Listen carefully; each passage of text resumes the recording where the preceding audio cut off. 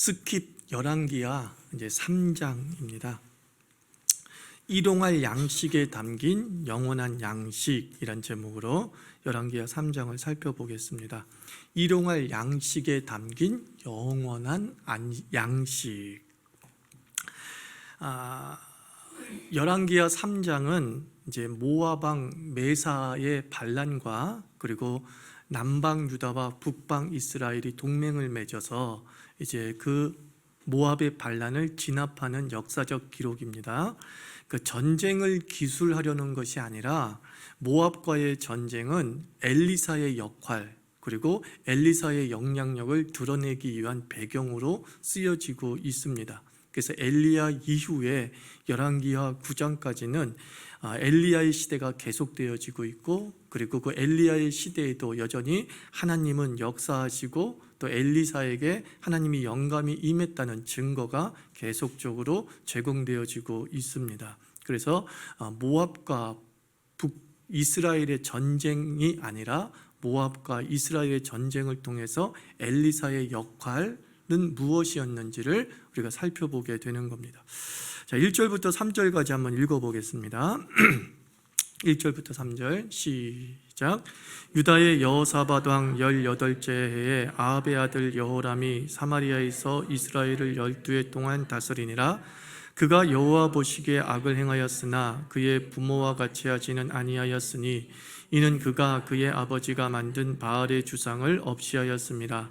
그러나 그가 느밧의 아들 여로보암이 이스라엘에게 범하게 한 그 죄를 따라 행하고 떠나지 아니하였더라.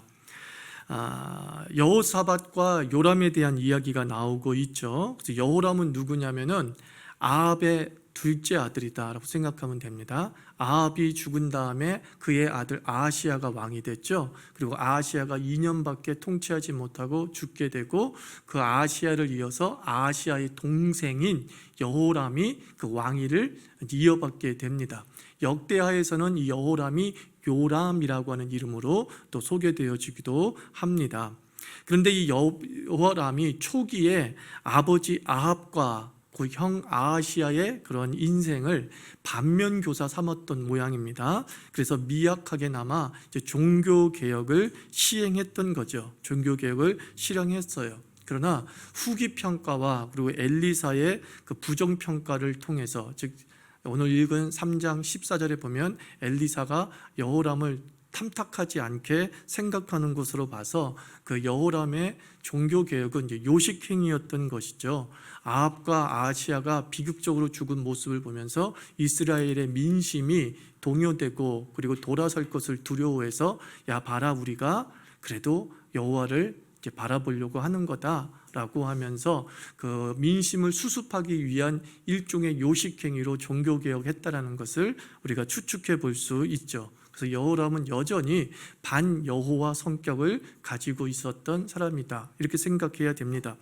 그 여호람이 반여호와 성향일 수밖에 없는 이유가 뭐냐면 역사상 이스라엘 역사상 가장 마귀적이고 사탄적이라고 하는 이세벨이 여전히 살아있다는 거예요. 자기 엄마 이세벨이 살아있고 그리고 엄마와 꼭 닮은 누이 즉 아달랴가 남방 유다에서는 왕비로서 여전히 행사하고 있단 말이에요. 그러니까 집안에 아주 우상의 숭배에 강력한 DNA를 가지고 있는 엄마와 누이가 살아 있었기 때문에 여호람도 그 영향에서 벗어나지 못했었던 것이 분명하다라는 거죠. 4절부터 7절 한번 읽어봅시다. 시작. 모압 왕 메사는 양을 치는 자라 새끼 양 10만 마리의 털과 순양 10만 마리의 털을 이스라엘 왕에게 바치더니 아합이 죽은 후에 모압 왕이 이스라엘 왕을 배반한지라.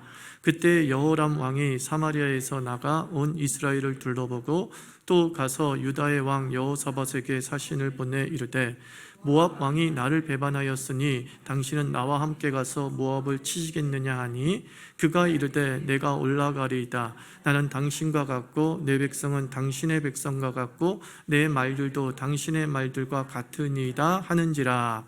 자, 이제 모압 왕 메사가 반역을 한 거죠. 반란을 일으켰습니다. 원래가 다윗 시대 때 모압이 정복되어지면서 일종의 이제 조공을 바치는 그런 민족이었잖아요. 그런데 이제 이스라엘이 이렇게 쇠약해지는 모습을 틈타서 강력한 힘을 결집해서 이제 반란을 일으켰던 거죠. 그래서 여호람이 도저히 이것은 봐줄 수가 없다. 그래서 남방 유다의 왕인 여호사밧, 그러니까 자기 입장에선 사돈이죠. 사돈 오돈과 함께 이제 동맹을 맺고서 모압을 진압하자라고 한 거예요. 그래서 여호사밧, 남방 유다의 여호사밧 왕은 그래도 하나님을 경외하는 왕이고 전반적으로 하나님에 대한 칭찬을 받았던 왕이 여호사밧이었잖아요. 근데 여호사밧이 어떻게 저렇게 우상 숭배하고 그리고 악한 왕과 함께 동맹을 맺으면서 정치적 파트너십을 유지할까 좀 안타까운 마음을 갖게 되죠. 그런 이유는 여러 가지가 있겠지만 그 첫 번째 사돈지간이라는 것.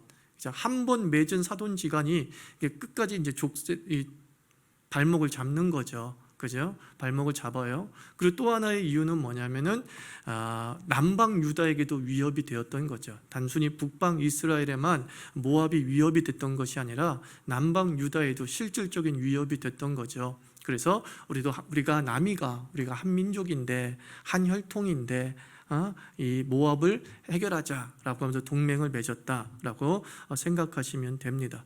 그런데 역대하를 통해서 우리가 살펴보고 여호사밧이라고 하는 한 개인의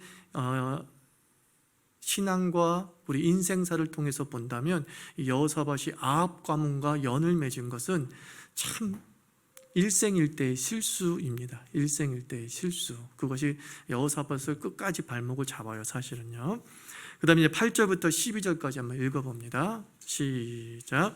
여호람이 이르되 우리가 어느 길로 올라가리까 하니 그가 대답하되 에돔 광야 길로니이다 하니라. 이스라엘 왕과 유다 왕과 에돔 왕이 가더니 길을 둘러 현지 7일에 군사와 따라가는 가축을 먹일 물이 없는지라. 이스라엘 왕이 이르되 슬프다. 여호와께서 이 세 왕을 불러 모아 모압의 손에 넘기려 하시는도다 하니 여호사밧이 이르되 우리가 여호와께 물을 만한 여호와의 선지자가 여기 없느냐 하는지라.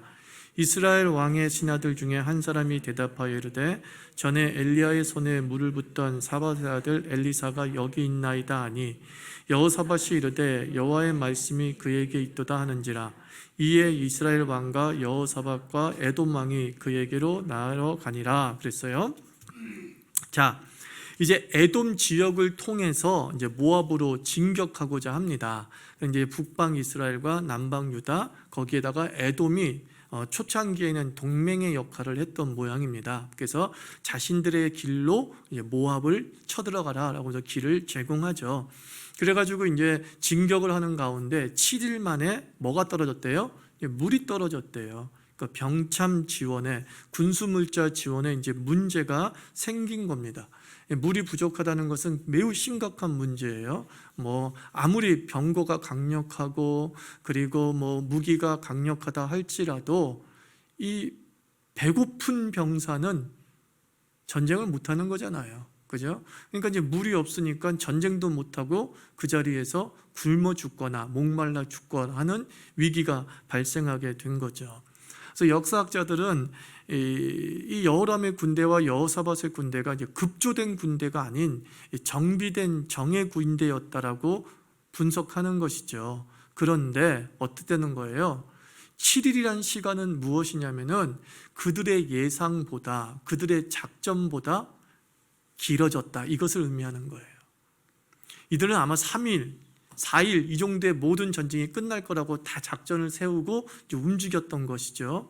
그런데 무려 7일이 걸림으로 말미암아 자신의 예상대로 되지 않음으로 말미암아 위기에 봉착한 거예요. 세상이 자기 예상과 자기 계획대로 된다면 얼마나 살기 좋은 세상이겠습니까? 그죠? 2차 대전 때 일본이 미국을 이렇게 먼저 공격하지 않습니까? 진주만을 공격하죠. 그런데 그 진주만을 공격할 때에는 여러 가지 그 작전과 계획과 예상이 있었다고 하잖아요. 우리가 이 진주만의 태평양 한 대만 파괴시키면 이 태평양은 우리의 것이 된다. 그러니까 우리가 단시간 내에 태평양 함대를 파괴시키자. 그래가지고 딱 하니 공격을 했죠. 공격을 해가지고 파괴시킨 것처럼 보였지만 예상외로 일부 함대가 진주만에 들어오지 않았죠. 그래가지고 일부 함대가 보존되어지고, 그리고 그들이 예상한 것보다 미군의 그 산업 시설이 너무나 발전되어 있어서 단시간 내에 군함을 제조해 내버리는 거예요. 그래서 일본의 예상과 예측이 완전히 빗나가 버려서 결국은 패전국이 돼버리고 말았잖아요. 그러니까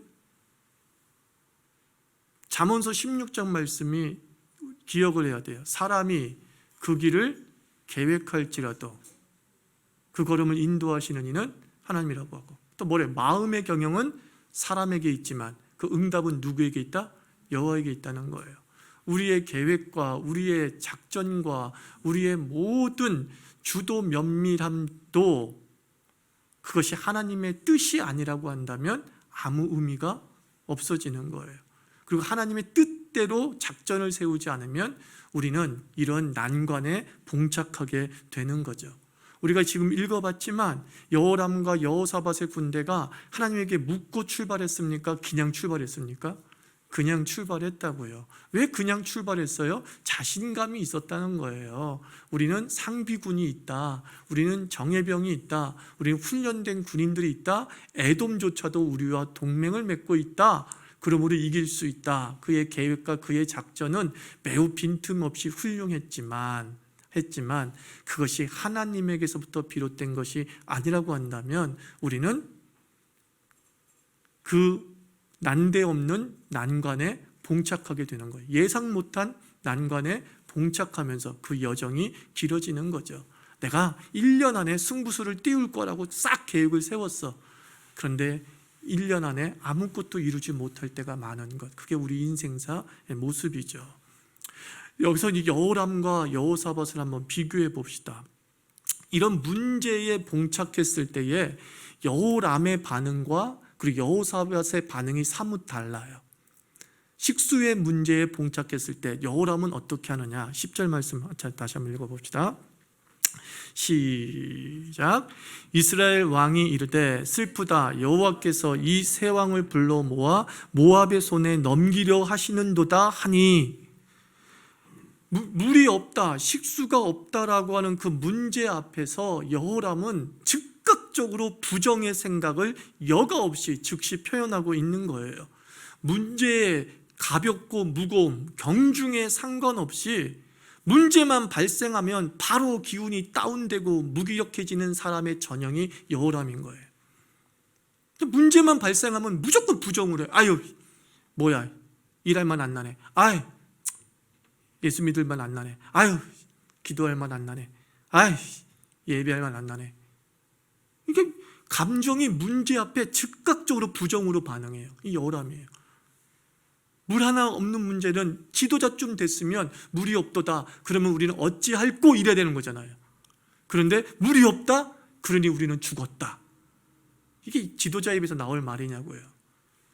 우리가 이 여호람을 통해 우리 자신을 한번 돌아보셨으면 좋겠어요. 우리는 문제 앞에 이 부정의 생각을 즉각적으로 표현하고 있지는 않는지.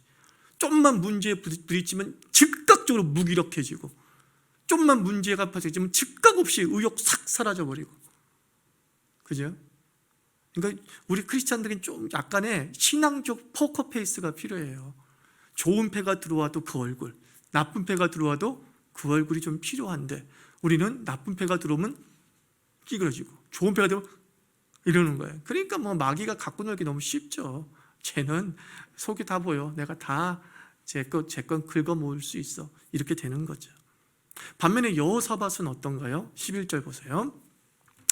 시작. 여호사밧이 이르되 우리가 여호와께 물을 만한 여호와의 선지자가 여기 없느냐 하는지라. 자, 여호사밧이 이래요. 문제에 봉착했다. 그러니까 생각한 거예요. 우리가 사실 출발할 때 기도도 안 하고 하나님의 뜻도 묻지 않았어. 문제의 원인을 안 거예요. 야, 그렇지, 우리가 주 앞에 온전히 서지 못했지. 그래서 하나님의 종이 없는지, 무슨 뜻이에요? 하나님의 뜻을 알고 싶어 하는 거예요. 그 문제와 역경 앞에서 하나님의 뜻이 무엇인지 이제 알아야겠다라고 라고 하면서 되돌아보는 시간을 갖는 거죠. 이게 여호람과 여호수밧의 차이점이에요. 또 하나의 차이점은 하나님의 종에 대한 태도에서도 드러납니다. 엘리사에 대해서는 여호람이 어떤 마음을 가지고 있었느냐? 엘리사를 무시하죠. 뭐라고 하냐면 하나님의 종이 없느냐라고 물어보니까 여호람이 뭐라 그래요? 엘리야의 손에 물을 붓던 사환, 즉 종 엘리사가 있다, 이렇게 얘기해요. 그냥 엘리사가 있습니다라고 얘기해도 되는데, 엘리야의 손에 물을 붓던 종이라고 하는 이 수식어를 붙인 건 뭐예요? 별 볼 일 없는 애가 한 명 있다. 엘리야 때 이렇게 꼬봉처럼 놀던 애가 한 명 있다. 자기도 여전히 엘리사를 뭘로 본 거예요? 일본 말로 꼬봉으로 여기고 있었다, 그런 뜻이에요. 그런데 여호사밧은 그 엘리사에 대해서 뭐라고 얘기합니까? 여호와의 말씀이 그에게 있도다 그랬어요. 아직 엘리사의 말을 듣지도 않았어요. 그런데 엘리사를 보자마자 여호와의 말씀이 그에게 있도다 라고 하면서 하나님의 종을 존중하는 거죠. 여러분, 하나님의 뜻은 누구에게 선명하게 보이느냐? 하나님의 뜻을 전하는 자를 존중하면 그 하나님의 뜻이 선명하게 보여요. 제가 왜 이 말씀을 드리냐면, 나중에 이제 그 얘기가 나와. 엘리사가 신탁을 하는데 이렇게 얘기합니다. 내가 여호람 당신 때문에 하나님의 뜻을 얘기해 주는 게 아니다. 여호사밧 때문에 당신에게 하나님의 뜻을 얘기해 주겠다, 이렇게 얘기한다고요.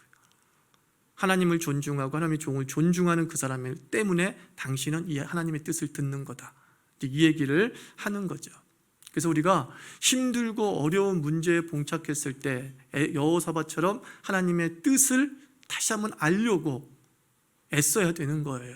그러면 거기서 실마리가 찾아지고, 그리고 그 하나님의 뜻을 알려주는 대언자에 대한 존중의 마음을 가지고 있을 때 우리는 하나님의 정확한 뜻들을 알아들을 수 있게 되는 거예요. 나는 미처 깨닫지 못했는데 그 대언자의 입에서 나오는 말을 통해 그렇구나, 그랬었구나 라고 하는 놀라운 깨달음이 가슴을 치는 거죠. 그리고 그 깨달음 뒤에는 하나님의 역사, 문제는 있었지만 그 문제를 해결하시는 그 하나님의 역사를 이제 인생을 통해 체험하게 되는 겁니다. 13절과 14절 한번 읽어봅시다. 시작. 엘리사가 이스라엘 왕에게 이르되 내가 당신과 무슨 상관이 있나이까? 당신의 부친의 선지자들과 당신의 모친의 선지자들에게로 가소서 하니, 이스라엘 왕이 그에게 이르되 그렇지 아니하니이다. 여호와께서 이 세 왕을 불러 모아 모압의 손에 넘기려 하시나이다 하니라.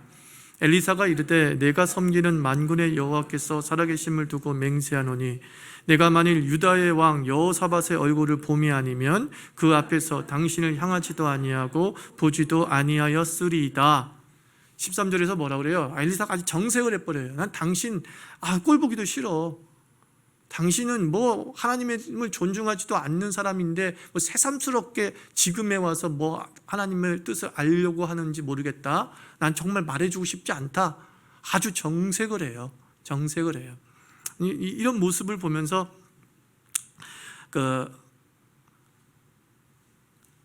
온유하다, 부드럽다, 친절하다라고 하는 것이 신앙과 100% 일치하지 않을 수 있음을 알아야 돼요. 때로 굉장히 신앙은 냉정한 거예요.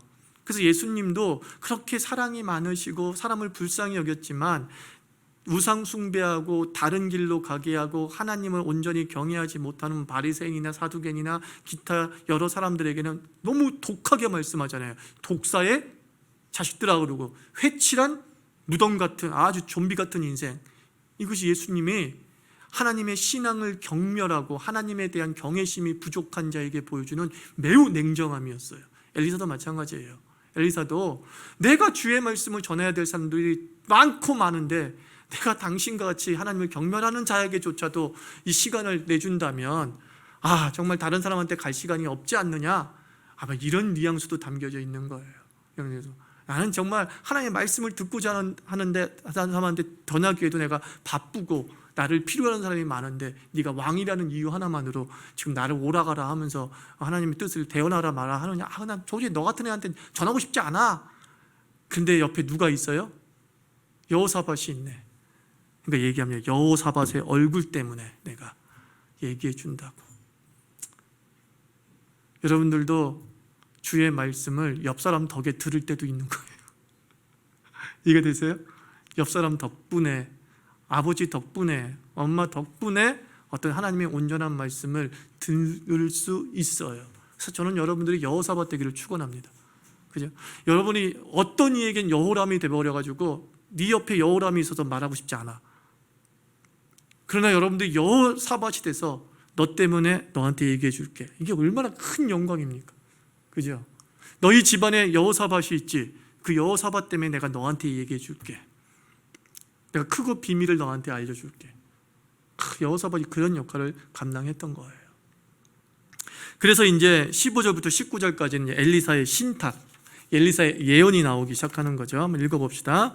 시작. 이제 내게로 검은 곳 탈 자를 불러오소서 하니라. 검은 곳 타는 자가 검은 곳 탈 때에 여호와의 손이 엘리사 위에 있더니. 자, 15절 통해서 알 수 있는 건 이런 거예요, 여러분들. 예언의 행태가 또는 하나님의 예언의 통로가 아주 매우 시각적으로 나타나는 경우가 종종 있어요. 예수님의 하나님에 대한 예언을 시각적으로 대표적으로 보여준 사람이 누구죠? 선지자 중에? 말로만 안 하고 에스겔이죠. 에스겔 같은 경우는 막 발가벗기도 하고 농기구로 갖다가 막 기구를 막 자기 어깨에 들쳐매기도 하고 하는 그런 모습을 보였죠. 그리고 우리 열왕기 상에서는 누가 그렇게 했어요? 누가 이렇게 쇼맨십으로 예언을 전했어요?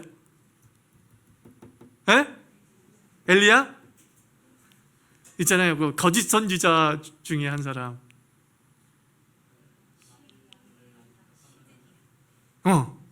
네, 그래서 막 뿔로 만들고, 그죠? 철로 뿔을 만들고 펄로 탁 치면서 이렇게 부러뜨리는 것처럼 하나님께서 그 망을 부러뜨리겠다고. 이렇게 약간 그 고대 예언 속에는 쇼가 조금 있었어요. 쇼가 있었어요. 그러면서 점점 그것이 이제 주님의 계시가 기록으로 분명해지고 말씀의 형태로 분명해지면서 점점 그런 퍼포먼스의 행태의 예언은 이제 이스라엘 역사에서 사라지죠.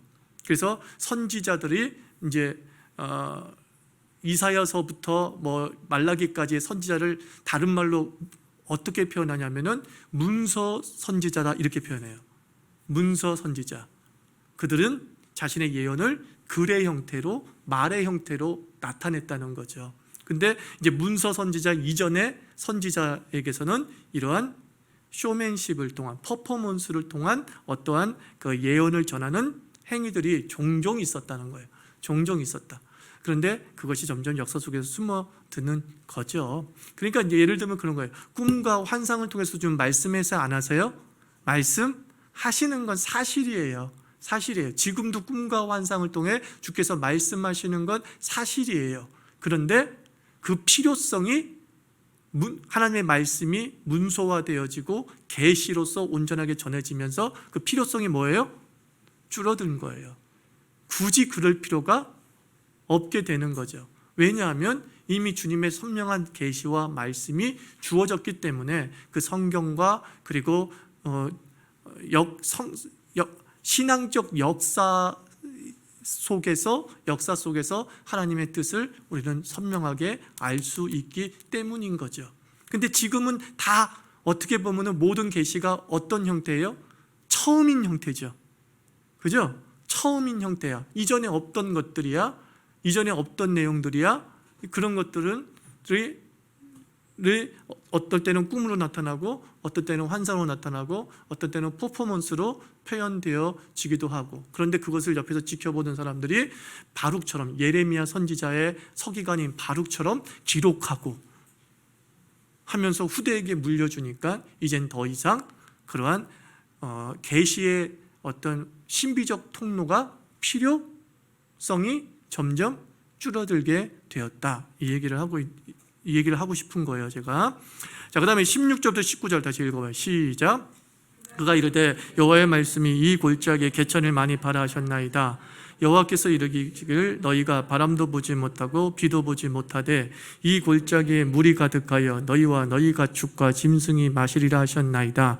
이것은 여호와께서 보시기에 작은 일이라 여호와께서 모압 사람도 당신의 손에 넘기시리니 당신들이 모든 견고한 성읍과 모든 아름다운 성읍을 치고 모든 좋은 나무를 베고 모든 샘을 메우고 돌로 모든 좋은 밭을 헐리다 하더니 그래요.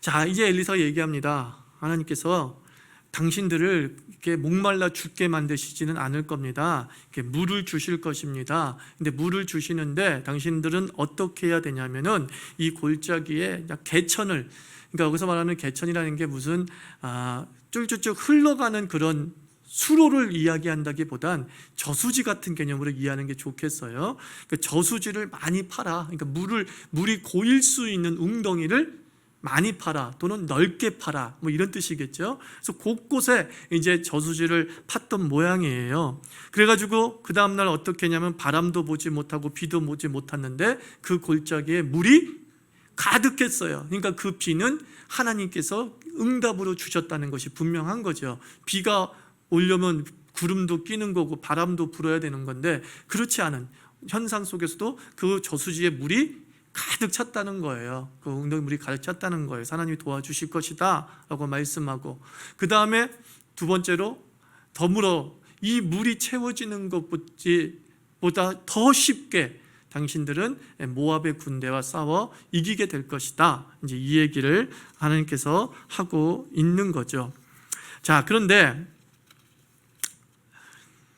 우리가 이 저수지를 한번 생각해 보세요. 비가 오지도 않고, 비가 온 현상도 없었고 구름도 없었단 말이야. 그죠?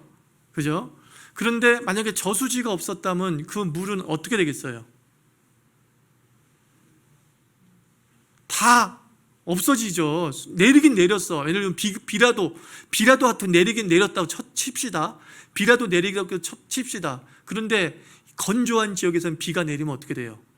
순식간에 그냥 마르든가 땅속으로 흡수되어지든가 아니면 그 순간에만 이렇게 물을 받아가지고 마실 수 있겠죠. 근데 저수지에 딱 만들어서 저수지에 물이 참으로 말미암아 오늘의 기적인데 내일까지 버틸 수 있었다는 거예요. 이게 중요해요, 여러분들. 하나님이 오늘의 문제에 응답을 하세요. 근데 그 오늘의 문제에 응답한 그것이 내가 어떻게 그 은혜를 준비하고 받느냐에 따라 오늘만 누리느냐 내일도 누리느냐가 결정돼요.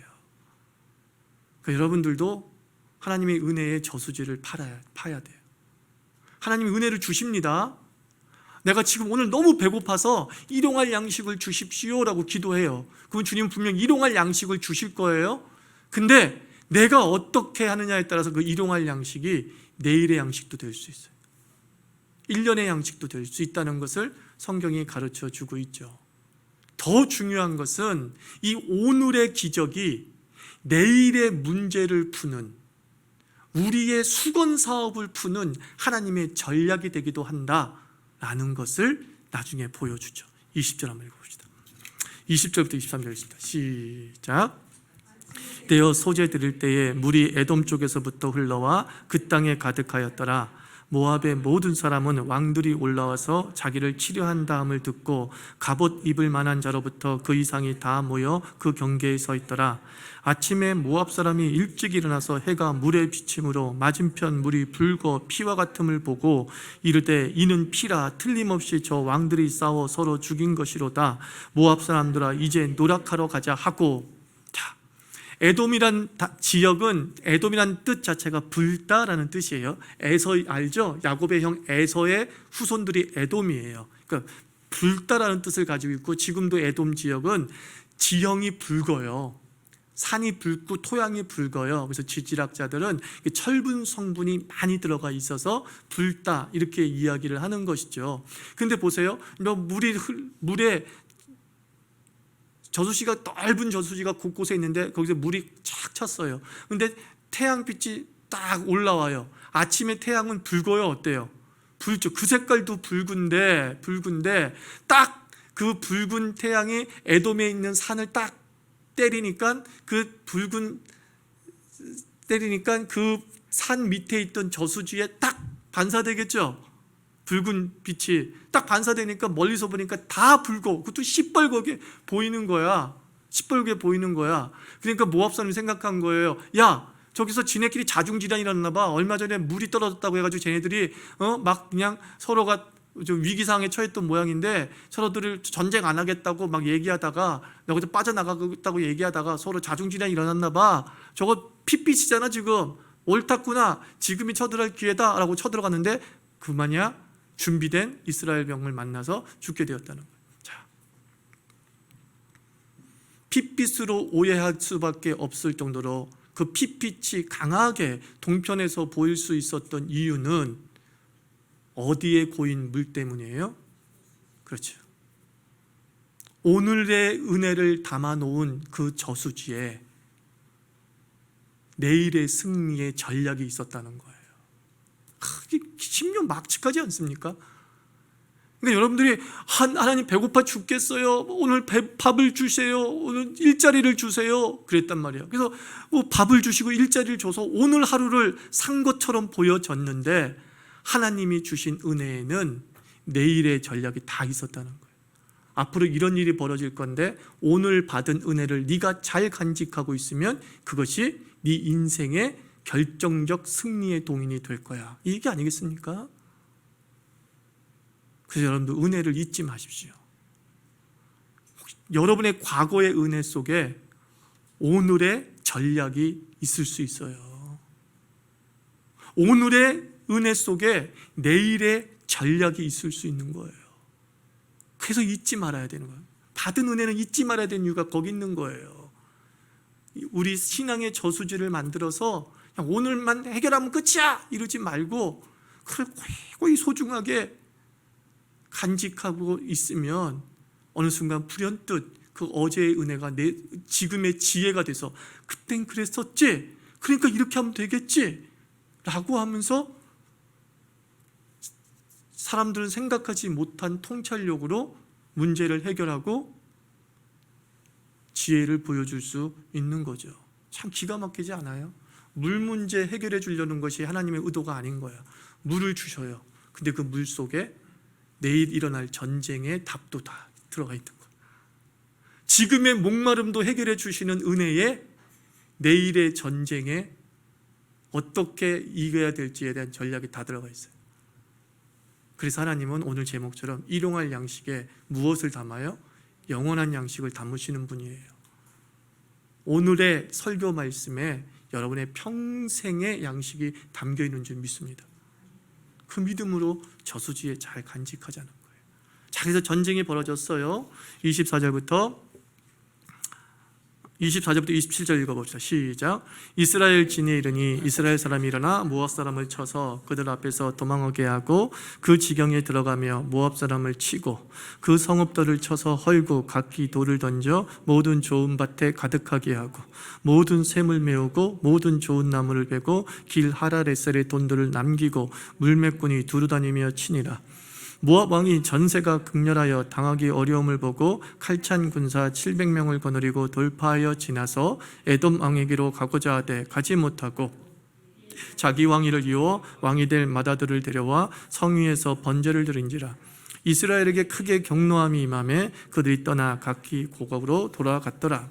자, 하나님께서 모압을 이길 것이고 모압과의 전쟁에서 승리하는 그 순간에는 그 모압의 모든 마을과 그리고 땅을 초토화시키려고 명령을 합니다. 그게 보통 고대 전쟁의 전쟁법이에요. 그냥 어느 한쪽을 점령하면 그냥 초토화시키는 게 일반적 상식이었어요. 그래서 그 일반적 전쟁 방법대로 행하라 그랬어요. 그래서 각 곳에 가가지고 초토화 작전을 펼칩니다. 그래서 모압이 이제 정예병 7,000명, 어떻게 보면 근위병이겠죠. 친위병 700명만 남겨놓고 이 700명이 돌파를 하는 거예요. 그래서 에돔에게로 가자. 근데 에돔은 북방 이스라엘과 남방 유다와 함께 지금 동맹을 맺고 있잖아요. 근데 아마도 느슨했던 어떤 틈이 있었던 것 같아. 그래서 저 에돔 왕이 지금 돌이키려고 하는 마음을 가지고 있는 것 같아. 그래서 에돔 쪽으로 가자 하고 이제 돌파하러 가는데 에돔 사람이 딱 상황을 보니까 아닌 것 같아서 아니야 우리한테 오지 마, 우린 계속 여기 동맹을 유지할 거야, 뭐 이랬던 것 같아요.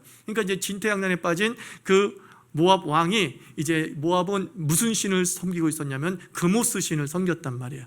몰렉 신을 섬기고 있었단 말이에요. 그 신의 제1의 특징은 뭐예요? 산 사람을 희생제물로 바치는 거야. 양이나 염소를 바치는 게 아니라 700명이 모인 앞에서 그 왕이 자기 아들을 딱 제사로 바친 거예요. 그러니까 한번 죽인 거죠. 그러니까 어떻게 됐다고 그랬어요? 이스라엘에게 크게 경노함이 임함에, 이게 무슨 뜻이냐면 이런 겁니다. 모압 왕이 배수진을 친 거예요. 이제 갈 곳은 없다. 이제 배수진을 친 거예요. 마치 무엇과 똑같냐면은 계백 장군이 딱 5천 명의 군대를 이끌고 나갈 때 어떻게 했어요? 자기 부인과 자식을 칼로 죽여버렸잖아요. 그게 이제 공개적으로 한 일이니까 그 자기 5천 명과 부하 군인들이 알까요, 모를까요? 당연히 알죠. 그럼 어떻게 돼? 사람이 비장해지잖아요. 사생결단하잖아요. 700명 앞에서 자기 아들 꽝 죽여버리니까 사람이 흥분해버리는 거죠. 와! 왕이 아들을 죽일 정도야. 우리가 이렇게 치욕을 당해야 돼? 우리가 이렇게 억울하게 40년 동안 남의 수하의 밑에서 조공바치며 살았는데 언제까지 우리가 조공바치고 살아야 돼? 이번에 지면 우린 끝장이야. 우리는 더 이상 또 물려갈 데도 없어. 엄청나게 지금 종교 제의를 통해서 심리전을 한 거예요. 마치 옛날에 그런 일이 있었다면서요. 1986 5.18 때 공수부대 집어넣을 때 막 술 먹이고 뭐 그랬다면서요. 그게 뭐야? 감정을 최고조로 끌어올리는 거죠. 울분을 최고조로 끌어올리는 거죠. 막 옆에 있는 사람, 내 군인들이 맞아 죽는 걸 막 이렇게 일부러 보여주기도 하고 막 그러는 거예요. 그러면 전쟁터에서 내 전우가 막 죽으면 눈이 뒤집혀진다면서요. 이것들이 날 죽였어! 그러면서 굉장히 삶이 잔인해지고 공격력이 강화되잖아요. 모압이 그렇게 그 상태가 된 거야. 700명이 아니 미쳐버린 거예요. 제사를 지내는 그 엄청난 제사를 통해 미쳐버린 거야. 그래서 700명이 달려드니까 이스라엘의 정예병들도 갑자기 당황한 거죠. 이게 뭐야? 대체 저놈들 왜 저래? 왜 이렇게 극렬해? 이거 1대 100이네? 한 사람이 100명을 감당할 정도네? 그러니까 이거 어떻게 해요? 이미 승리를 맛본 사람에게는 싸우려는 어떤 의지? 이런 것들이 줄어들 수가 있어요. 그래서 이거 뭐야? 이러다 나 죽겠네? 하면서 퇴각했다. 그런 얘기를 하고 있는 거죠. 결론은 뭔지 아세요? 하나님은 분명히 초토화시키고 이길 것이라고 말씀했는데 여호람과 여호사밧 군대를 마무리를 못 해버린 거예요. 하나님이 주신 승리를 자기 것으로 확정짓지 못했다, 이 얘기하고 있는 거예요. 반격이 조금 세다는 이유 때문에 확정짓지 못했어요. 그래도 싸웠으면 결국은 모압은 진압됐겠죠.